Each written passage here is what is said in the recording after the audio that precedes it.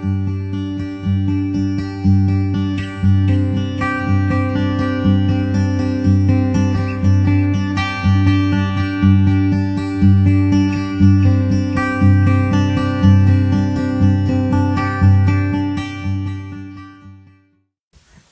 good morning everyone, and welcome back again. We're going to carry on, of course, as we have been doing. And we're now going to look at a sutta called the Upakilesa Sutta. And the reason for this choice of sutta is because it fills in a number of the blanks that we haven't really covered yet. So far we have looked quite carefully at the idea, the process of meditation in a certain perspective, from the perspective of Anapanasati. And this particular sutta, it fills in some of the higher aspects of the path, the higher aspects of Anapanasati, how to deal with things like nimittas, lights in the mind, and these kind of things. And it has a kind of long and very interesting discussion about this. So we'll look at that, and this is especially, of course, when your meditation starts to go really well, and you're really enjoying it, these things start to become quite significant and interesting here. So that is one part of the sutta. Another part of the sutta which is interesting is that it talks a little bit about the foundations for the practice. What is it that makes meditation possible in the first place, right? And how to develop those qualities. And another third part of this particular sutta, which I also find very interesting, is that we see the Buddha here, how he deals with the monks, the engagement with the monks. And that gives us a feeling for the Buddha as a person. And I always found this very interesting, because if we're going to do Buddhanusati, trying to reflect on the Buddha's qualities, it is important to get a feeling for who the Buddha was as a person. This is one thing that comes out quite well, I think, in this sutta. Very often the Buddha is not really talked about very much. He's kind of, he does all the talking, but not so much about the Buddha, except when he talks about his own life. But here we see the Buddha engaging with the other monks. So, Upakilesa Sutta. So let's just get started and see how this goes. And as always, we will discuss all the details as we go along here. So this is how it begins. So I have heard. At one time, the Buddha was staying near Kosambi in Gosita's monastery, the Gosita Rama. Now at that time, the mendicants of Kosambi were arguing, quarreling, and disputing, continuing wounding each other with barbed words. So this is already an interesting starting point. This is in Kosambi. Kosambi is one of the 6 great cities of ancient India. They're called the Mahanagaras. And these are mentioned in the Mahaparinibbana Sutta. Kosambi is one of them. You have Savatthi, you have Rajagaha, you have Vesali, you have Varanasi, and you have Champa, I think. I think these are the 6 main cities at that time. And what is interesting about these main cities, and this is quite interesting for historical purposes and to get a feeling for ancient India, is that there has been archaeological excavations done of Kosambi. And when you look at those archaeological excavations, you can see the ancient contours of the city. They have these ramparts, these big mounds of earth that kind of delimit the city, so to speak. And when you see that, you realize that actually, even though these were the 6 great cities of that time period, they were quite humble. Yeah, they weren't that large. And that is useful to know, because then when you later on you read about the life of the Buddha, and that life of the Buddha is expanded on in the Jataka Nidana, Jataka Nidana, the background story to the Jataka collection. That has a long section, about 100 pages, all about the life of the Buddha and the Buddha to be the Bodhisattva. And when you read those stories, it's good to have a reality check, because some of those stories are exaggerated. They're not actually what really happened at the time. So, for example, Kapilavastu, the capital city of the Sakyans, is there described as being very large and very prosperous and full of people, and it sounds like this enormous place. when you read about it there. But then when you see the reality on the ground, actually it was very humble. And those stories are not always reliable. They tend to be exaggerated. So if you want to understand the life of the Buddha, if you want to understand that time, that place and time, what it was like, try to get your information from the suttas. The suttas are the most reliable source for these things. And the later things tend often to be a bit exaggerated and blown out of proportion. So this is why it can be nice to see archaeological excavations as well, because they add to our picture of what happened at that time. So this is Gosita's monastery, and that means that Gosita was the donor of the monastery. And so this would have been outside the city, probably a little bit like the Jetavana in Savatthi. Now, at that time, the monks in Kosambi, they were arguing, quarreling, and disputing, continually wounding each other with barbed words. Barbed words are mukha, satta. Satta is a knife, mukha is mouth, the knives of the mouth. Yeah, it's a kind of nice idea of trading insults, or I don't know to what they were doing, but they were certainly not very kind to each other. And this also, I think, is very interesting, because very often in the Dhamma we think of the time of the Buddha as a very special time. At that time everyone was enlightened, and you almost get that feeling when you read the suttas. You read the suttas, everything is very inspiring. You hear about these extraordinary people, extraordinary monastics, like the great monastics at that time. Some of them were monks, there were some nuns also mentioned in the suttas. And they're all super inspiring here. But of course, the reality is that the Sangha at that time, people at that time, were no different from what they are now. People are just people. So sometimes it's good to get a reality check. And this gives you that reality check again. You know that people are essentially the same.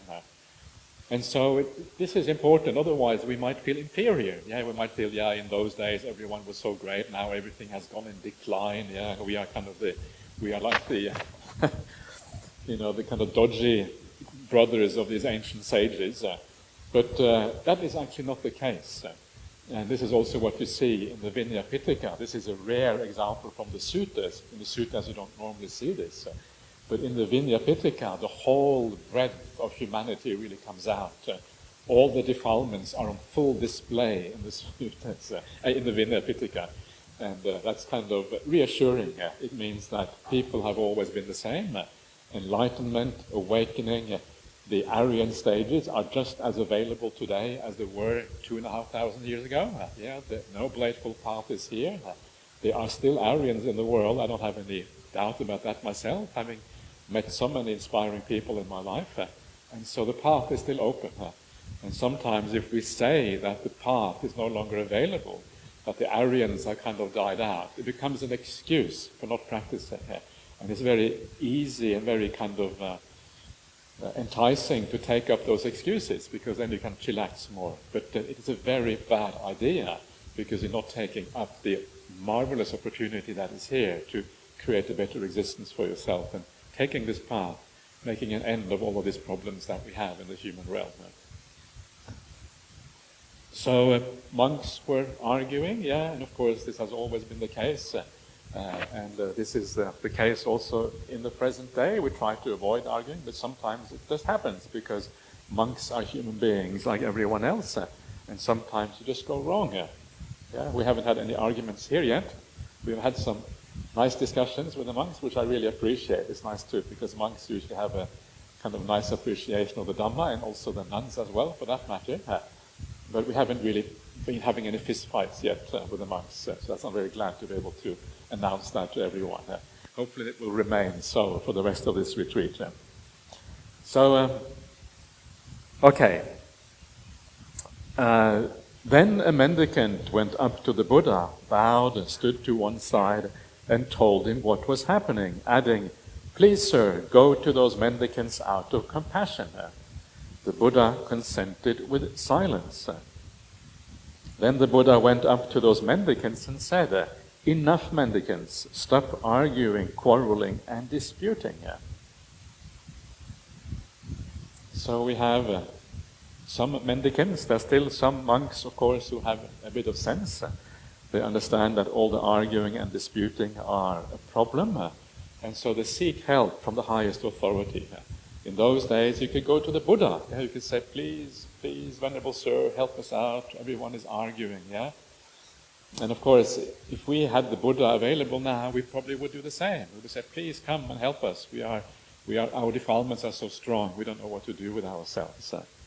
And when that happens, when you ask the Buddha to come, then surely the Buddha will sort everything out, right? The Buddha is super duper powerful. He understands the defilements of human beings. If you ask him to intervene, then surely no more problem, right? Wrong. It's not as simple as that. And this shows kind of I would not say stupidity, the silliness, the delusion of human beings. That even the Buddha sometimes is not powerful enough to really help out in these kind of situations. So we'll see that in a second. But it starts off, one little interesting point here, which I always have found interesting. You find this in the suttas all the time. When you ask the Buddha to come and to help out, you will notice how you ask.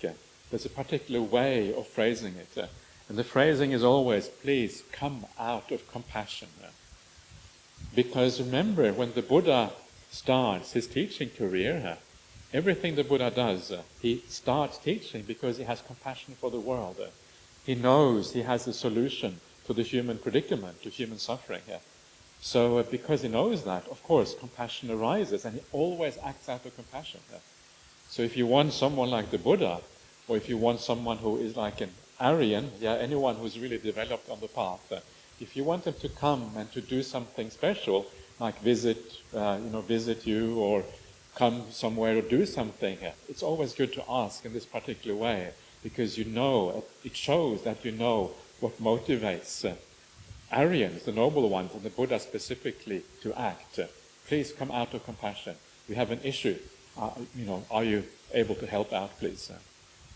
It's a nice kind of little thing to reflect on.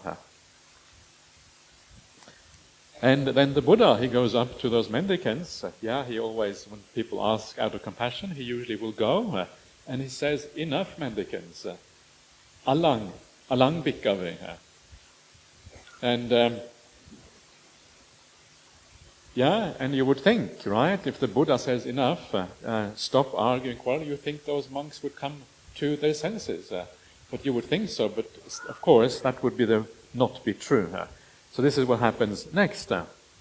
When he said this, one of the mendicants said to the Buddha, wait, sir, let the Buddha, let the Lord of the Dhamma remain passive, dwelling in blissful meditation in the present life. We will be known for this arguing, quarreling, and disputing. What do you think? Is that a good idea to say that to the Buddha? Not a very good idea. And it's fascinating, because I think it shows a number of things about how human beings work. And when we understand how human beings work, we can make sure that we don't fall into the same mistake. When you're saying this to the Buddha, it's rude, right? The Buddha is kind of the leader of everyone. The Buddha understands the Dhamma. And to tell him, please don't get involved. That's basically what he's saying. Venerable Sir, please don't get involved. Just enjoy yourself in meditation. We will kind of continue arguing and quarreling. It's rude. That's the first thing. How can it be that people are rude to the Buddha? And the answer is very often the stupidity of crowds. When you become a crowd and everyone is kind of arguing, everyone is taking sides, you become part of a group. And when you become part of a group, we tend to become very stupid, because we follow along with the group. We stop thinking for ourselves. And you see this in the world. Sometimes you see people coming together in a mob, and everyone is shouting, everyone is screaming, everyone is pushing the other ones along. No one is thinking independently anymore. This is the danger of crowds. Crowds have this psychological effect on human beings that make us stupid. And I think this is what is happening here. If this was an individual monk, he would never say anything like this to the Buddha. It is because he's part of a stupid crowd. That's why this is happening here. So please don't fall into the same trap. Please don't allow yourself to be pushed along by the crowds of the world. Always stand your ground. Always think for yourself. Is this right or is it wrong? Never think that the crowd knows what is right. Crowds tend to be stupid. Yeah, the majority of people in the world do not have right view. It is only a small minority in the world who have right view. So try to have that right view. Try to pull back. Realize that very often the crowd, the majority will often be wrong, and you have to stand your ground against that majority very often. It is difficult to stand on the ground against the majority, but if you want to have real integrity, if you want to have real morality in your life, if you want to act in the right way, it is the only way to do it. And I think some of the greatest heroes in history have been people who have stood out, who have said, no, I want to do things differently. One of those greatest heroes, the greatest hero perhaps in history, is the Buddha himself. The Buddha did not follow along the norms of ancient Indian society. He went against the prevailing wisdom of the Brahmanical tradition at the time, and he said, no, I'm going to think for myself. He went to some of the greatest teachers like Alara Kalama and Udakaramaputra, and he said, no, they don't really understand. And then he went completely by himself, rejecting everything else around him. He was only one person against the whole world, and then he found the solution. So sometimes we need to take a little bit of that courage from the Buddha, to dare to stand the ground when we know something is right, not allow ourselves to be pulled along by the crowd in this way. And these are the kind of the heroes of our society. And sometimes in contemporary society they get a lot of trouble. But the future generations will remember these people as the leaders who brought the world forward in a positive way. So, this is what he says. And then a second time and a third time, the Buddha said to those mendicants, enough mendicants, stop arguing, quarreling and disputing. And for a third time that mendicant said to the Buddha, wait, sir, let the Buddha, the Lord of the Dhamma, remain passive, dwelling in blissful meditation in the present life. We will be known for this arguing, quarreling and disputing. So also the idea of blissful meditation in the present life, Ditta Dhamma Sukha Vihara, is really just another way of talking about the jhana states, the deep samadhi. And so basically saying to the Buddha, why don't you just go and meditate and we will continue the arguing here.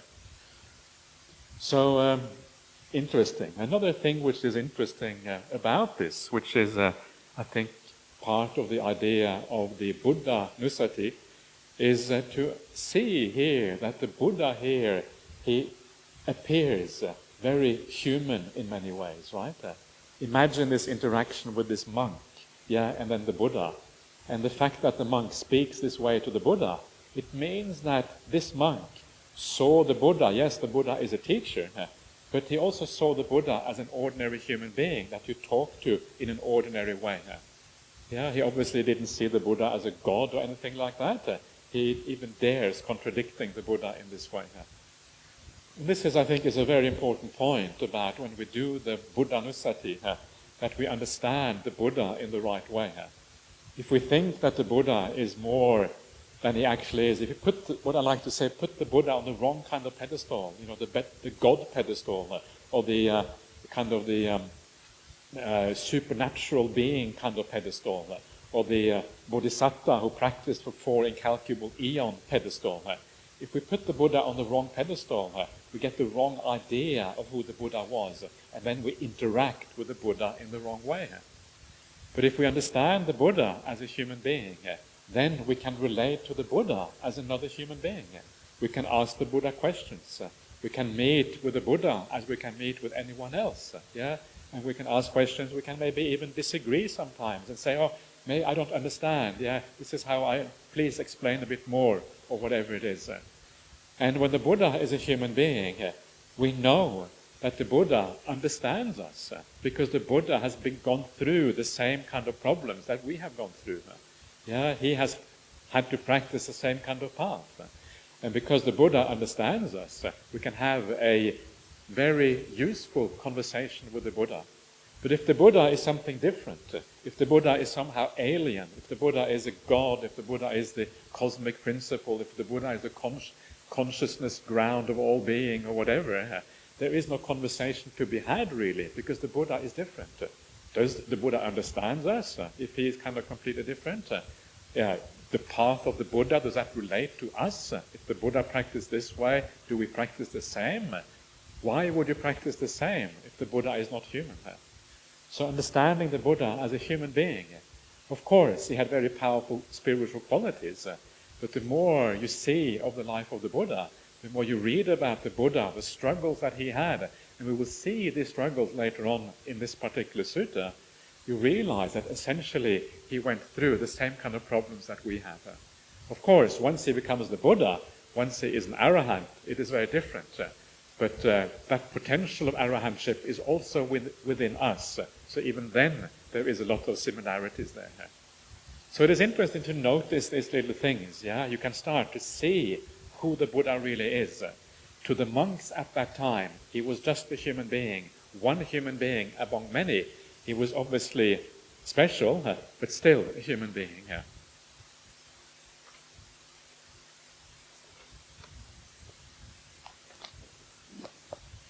Okay, so next, what does the Buddha do? What are the skillful means that the Buddha uses to kind of address this particular situation? And the skillful means are as follows. Then the Buddha robed up in the morning, and taking his bowl and robe, he entered Kosambi for alms. After the meal, on the return from alms round, he set his lodgings in order. Taking his bowl and robe, he recited these verses while standing right there.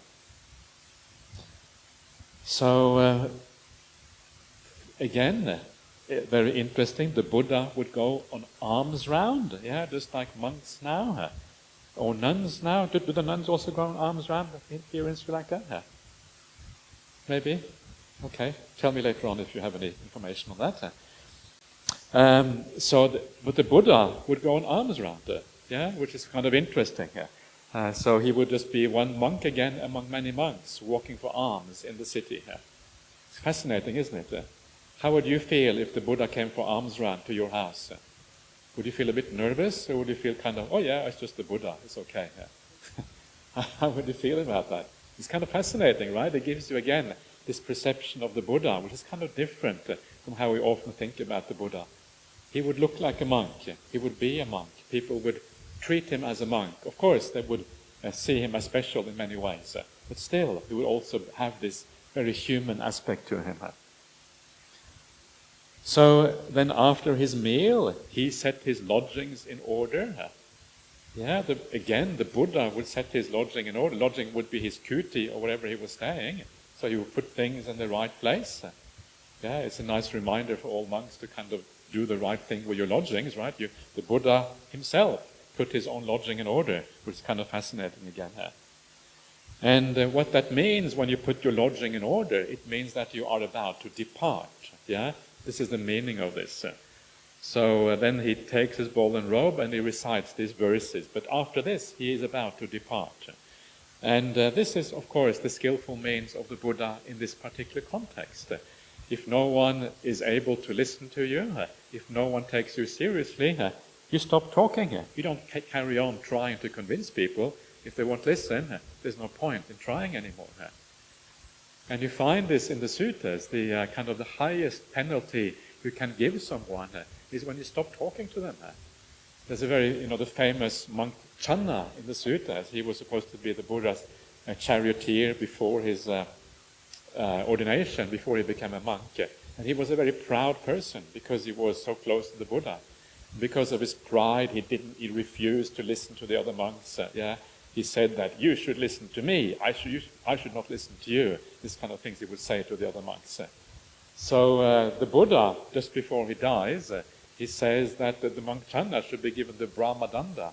Brahmadanda is like the highest penalty. Danda is penalty. Do you have that word in Sinhala as well? Danda? Kind of means penalty, So the highest penalty, and the highest penalty is very interesting. The highest penalty is not physical punishment, of course. We don't really do physical punishment in Buddhism. The Brahmadanda is you don't speak to him. And even if he asks you questions, you don't really speak back. Yeah? And that worked. Yeah? As soon as no one would really talk to Channa anymore, he kind of realized something was dangerous. Yeah? Something was wrong. Yeah? So this idea, when no one listens to you, then to withdraw and allow people to reflect on their actions is often very powerful. And this is what the Buddha does in this particular case. If no one is listening, stop trying to convince them, let them be. It becomes their problem at that particular point. And then, before he departs, the Buddha expresses these particular verses that we're coming to now. And these verses that we're coming to now are some of the most famous verses in Buddhism. These verses are found here in the Upakilesa Sutta. They're found in the Dhammapada, not all of them, but most of them. They're also found in the Vinaya Pitaka. This story is very famous because of the arguing and the quarreling of the monks. It becomes a story in the Vinaya Pitaka on how to resolve disputes in the monastic community. It's in the Kusambhaka Khandaka, the 10th Khandaka in the Vinaya Pitaka. And it is very much the same kind of storyline that follows there with all the verses and these kind of things. So this is a very well-known story because it is found in so many different places in the suttas and also in the Vinaya. This sutta is also another version of these three monks coming together. These three monks that we're going to see later on in the sutta are also found elsewhere in the suttas as well, in the same kind of place. So all of this is kind of related to each other here. So let's have a look at these famous verses. There's a reason why they're famous, because they're actually quite profound and very useful to reflect on. So this is how they go. When many voices shout at once, no one thinks that they are a fool. While the Sangha is being split, none thought another to be better. Dolts pretending to be astute, they talk the words right out of bounds, they blab at will, their mouths agape, and no one knows what leads them on.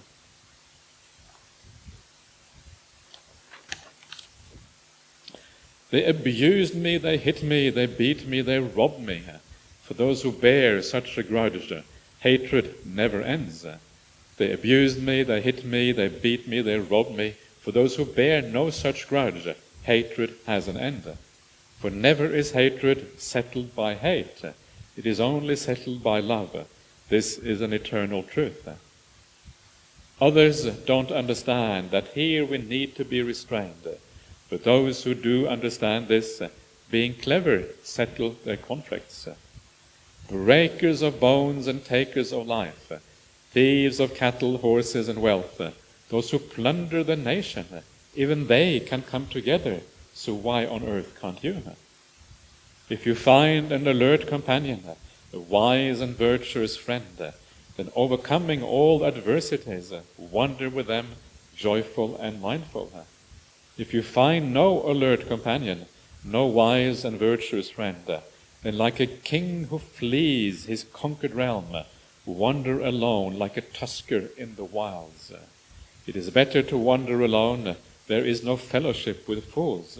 Wander alone and do no wrong, at ease like a tusker in the wilds.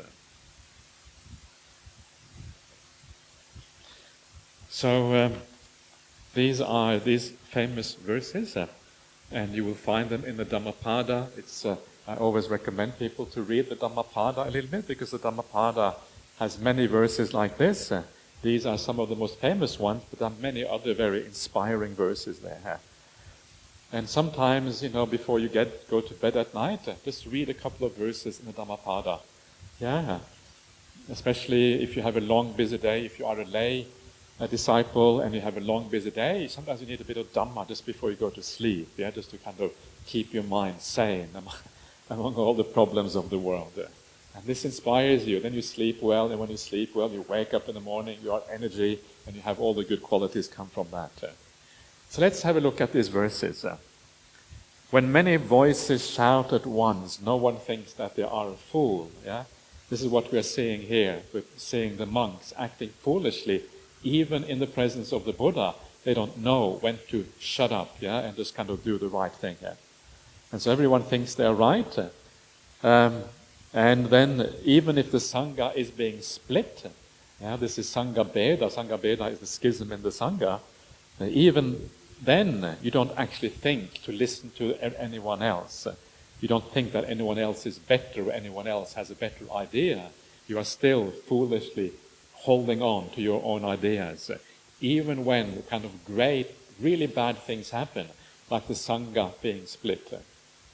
This is considered very serious in Buddhism, and you may know that this is one of the Anantarika, I never get that word right, Anantarika Dhammas, one of these things, or kammas, whereby you have an immediate bad rebirth in your immediate existence afterwards. The splitting of the Sangha is very, very serious thing. It's only a bhikkhu that can split the Sangha, but if you do that, the effects are really, really bad. And of course, the reason why it is bad, because you're losing the Dhamma in a sense. You're splitting up, You're no longer access to the same Dhamma. You're dividing up in the world. And instead of working together in harmony, you start arguing and creating all kinds of divisions and problems in the world. You no longer have the same Buddha unifying the whole Sangha as it should be. So this is, for that reason, considered very bad, has very severe consequences. And also very difficult to be a lay disciple. If you see the Sangha is being split, what do you do as a lay disciple? It's very difficult to make choices. Where should you go? Where should you have your faith? What should you do? It's very difficult. And in the Kusambhaka Khandaka, in the Vinaya Pitaka, the Buddha actually gives advice to the lay people and to everyone what to do when the Sangha is split, where to go, who to side with, as part of the advice in that particular Khandaka. So it's kind of interesting in that sense as well. Then dolts pretending to be astute. Dolts is like a foolish person. Astute, pretending to be wise. They talk the words right out of bounds. Not understanding right speech and wrong speech. They blab at will, their mouths agape. The mouth's open. Sometimes better to shut your mouth. When the mouth is open, bad things come out sometimes. So sometimes just tape your mouth shut and don't say anything. If you feel a bit miserable and grumpy in the morning, then come out with your mouth taped together, and then you are safe. No, I'm just joking. It's just metaphorically speaking. You know what I mean. And no one knows what leads them on. You lose sense of what actually drives you. You get driven by all of these external circumstances. You're no longer driven by good intentions. You forget what actually is really going on inside of you. And that is always a dangerous moment. You basically lose your mindfulness. You lose your right view. You lose your sense of direction. And this is what happens in these kind of situations. And then come the verses that are very famous. All of these are famous, but these are perhaps very often recited. They abused me, they hit me, they beat me, they robbed me. For those who bear such a grudge, hatred never ends. Usually in the world, if someone abuses you, let alone if they hit you or they robbed you, we tend to become upset. We tend to bear a grudge. We tend to take this with you into the future.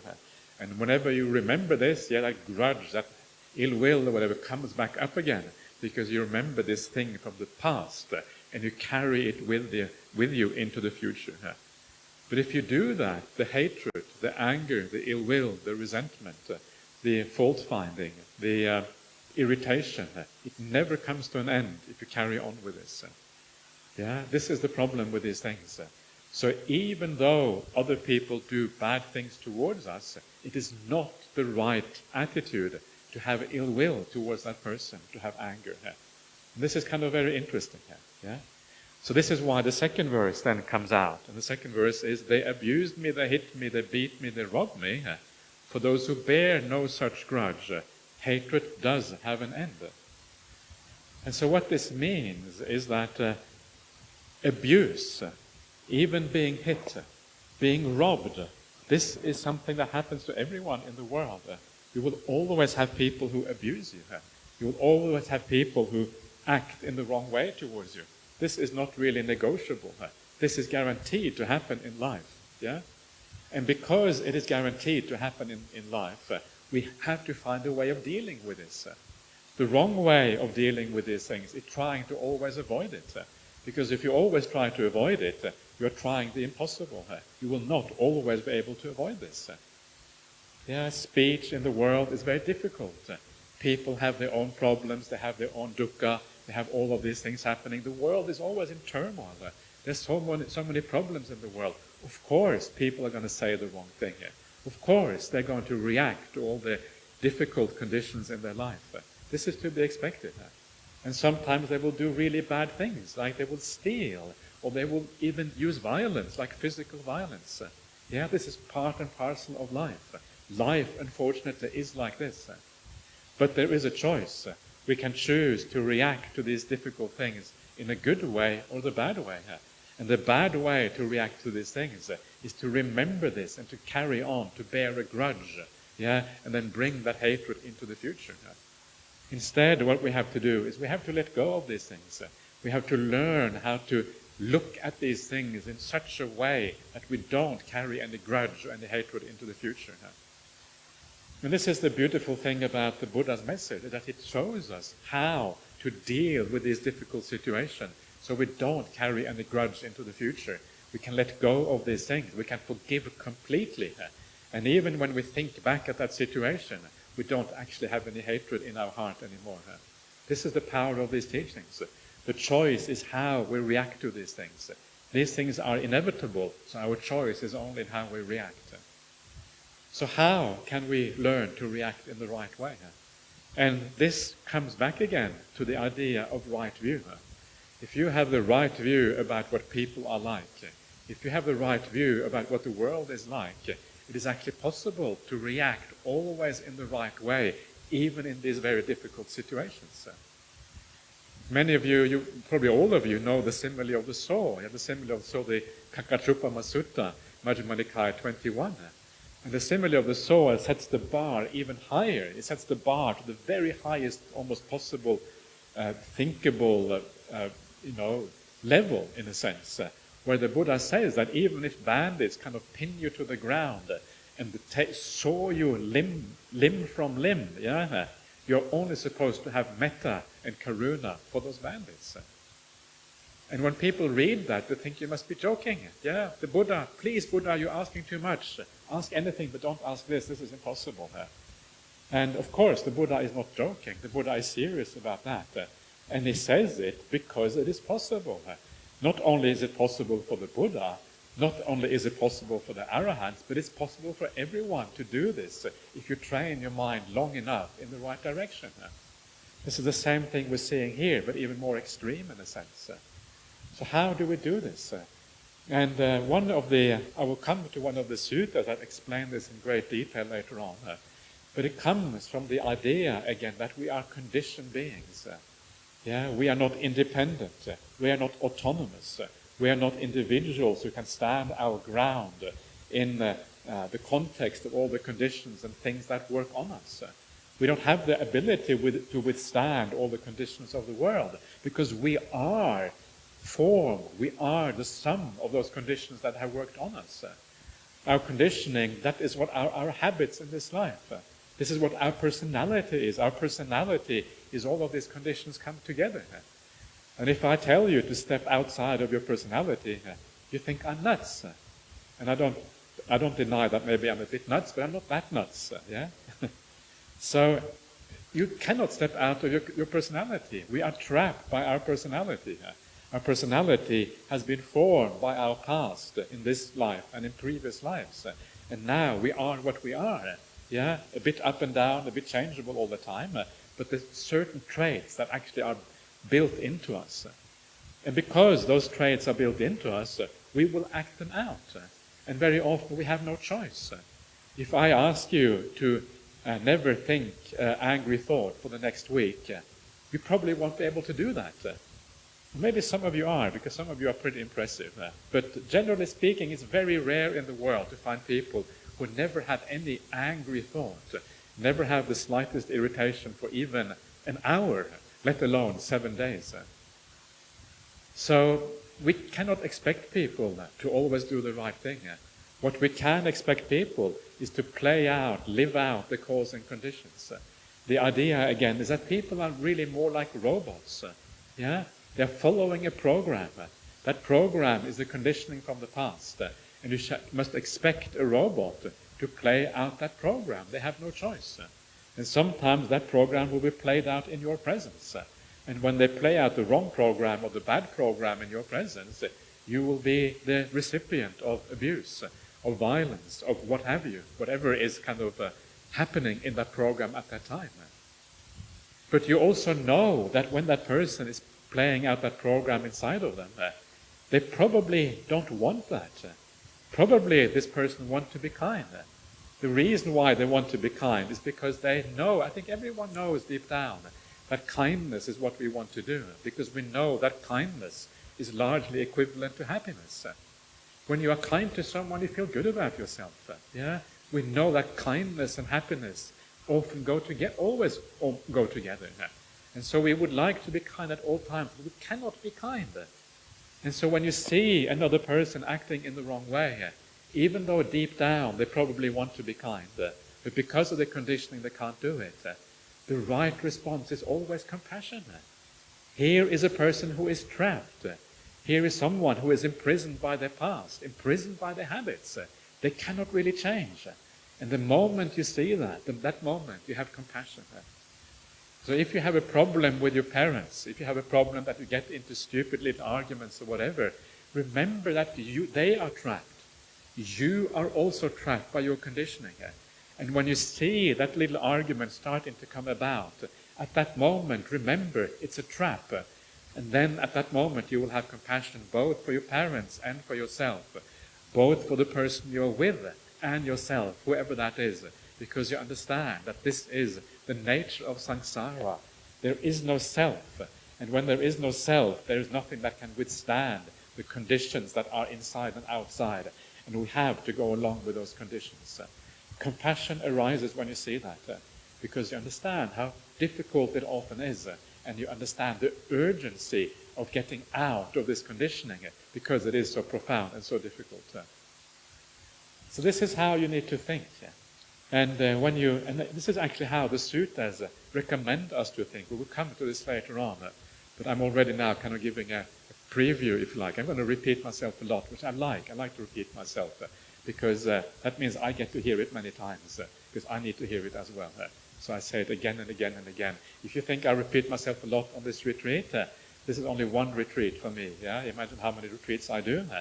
And every time I hear these things, actually, I find it really inspiring, and it reminds me, everyone needs to be reminded what is the right thing to do now. So this is how you need to think, but don't just listen to this when you come on retreat. Don't just listen to what I have to say, because the way I think about this may not gel 100% with you. You will have to find your own way of making sense of this, yeah? These are just the basic ideas, the basic idea of non-self, the basic idea of conditioning in the world. Yeah, that idea, those ideas are a given. We can all agree on that. Then how you apply that for yourself, you have to find out. So reflect on these things. One of the things that the Buddha always says in the suttas is that you listen to the Dhamma, you hear what the wise people have to say, and then you reflect. Yeah. You don't just stop right there. What does this mean? What does it mean for me? How does it apply to my life? Yeah? How do I use these teachings in a practical way, down to earth, to make a better life for myself? When you do that, these things become really, really powerful for you. And then as you develop these things in this way, you start to see them more clearly. Initially, when I say these things, you may think, okay, it kind of makes sense. But it doesn't really bite in a deep way.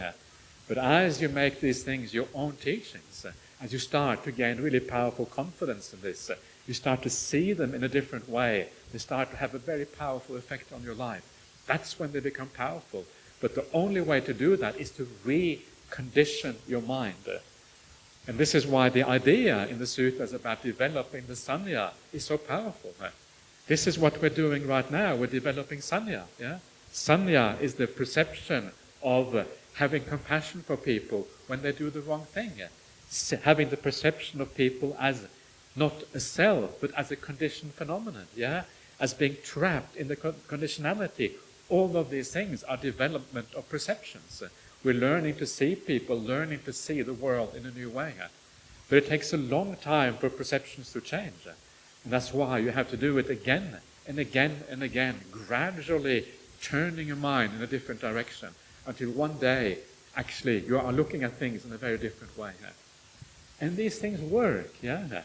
Don't think that these things don't work. These things are really, really powerful. And over time, you do change. I'm sometimes surprised. Sometimes I feel like I haven't practiced hard enough in this life. But at other times I can also see that after being a monk, I've been a monk for almost 30 years now, getting close to 30 years. And I can see the changes in my mind over those 30 years. And I'm a far more kind of reasonable person now than I was 30 years ago. If you saw me 30 years ago, you might be scared. Whoa, this person is scary. These days, I'm not so scary anymore, fortunately.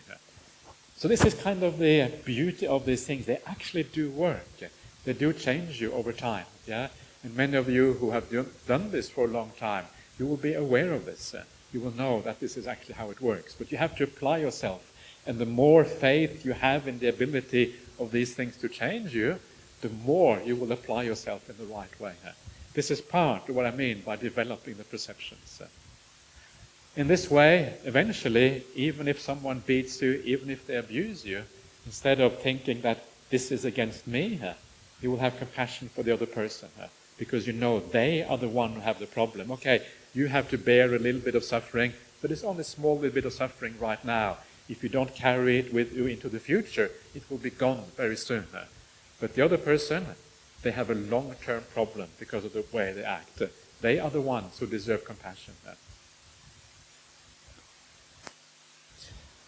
So again, these are some of the ways to think about these things. To overcome all kinds of problems with anger and heatedness and ill will in life.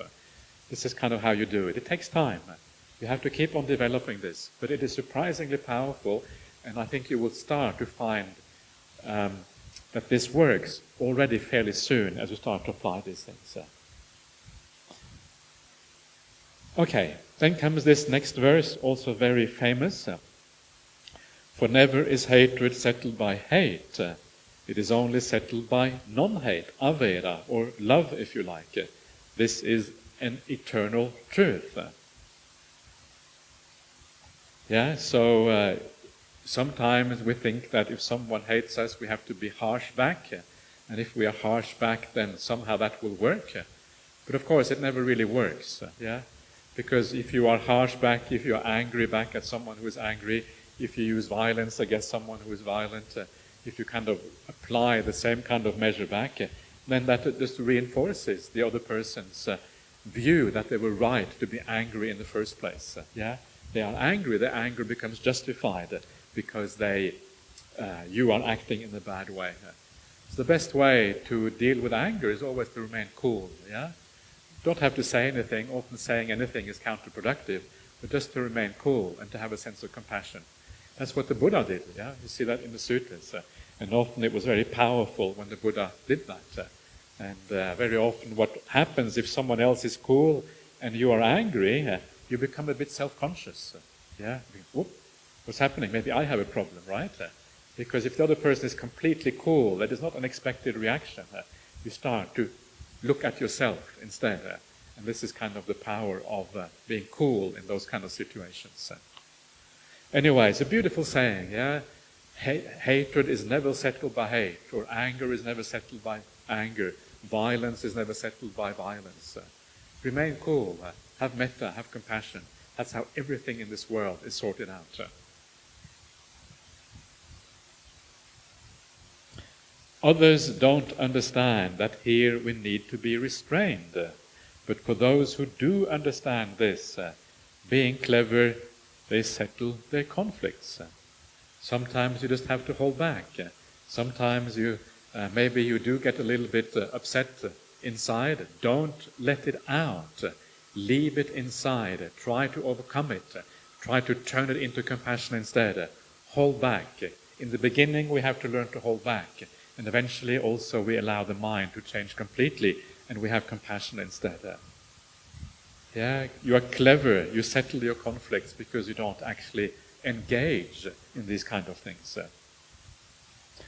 And then you can see the Buddha is a little bit exasperated with his monks, a little bit disappointed perhaps. He says that even all these criminals, the breakers of bones, the taker of lives, the thieves, those who plunder the nation, even they can work together. So why can't you? Why on earth can't you? So he's not really happy with his monks, obviously, and for good reason. And then you have these other beautiful verses at the very end here. If you find an alert companion, a wise and virtuous friend, then overcoming all adversities, wander with them, joyful and mindful. The alert companion is the Nipaka companion, I think. Wise and virtuous, probably here the Pandita or something like that. I can't remember the exact Pali words. Virtuous, Silavant or something. I can't remember. Pali is not... I can't remember the Pali. But you get the idea. Someone who has all the right kind of qualities. And when you have a person of those kind of qualities, well, then you have the Kalyanamitta. This is what the Kalyanamitta is. Someone who, when you are with them, they actually improve you as a person. You become better by being in their presence. That is the real Kalyanamitta. And as long as you are not ready to go into complete solitude, as long as you are not proficient in the jhanas and these kind of things, it is good to hang around with Kalyanamittas. It is very useful. I have always found in my monastic life that, when I hang around with someone like Ajahn Brahm, I tend to become a better person.